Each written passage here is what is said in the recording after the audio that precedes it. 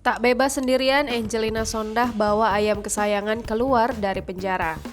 Artis dan politikus Angelina Sondakh akhirnya bisa menghirup udara bebas pada hari Kamis 3 Maret 2022.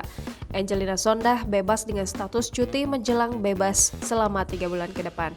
Namun, Angelina Sondakh tak bebas seorang diri. Pasalnya, dia turut membawa seekor ayam keluar dari penjara.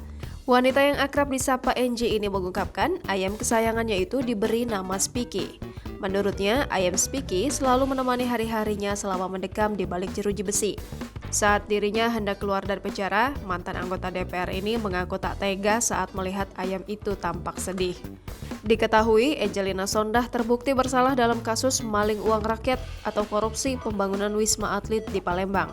Untuk mempertanggungjawabkan perbuatannya, dia menjalani hukuman penjara selama hampir 10 tahun, terhitung sejak 27 April 2012.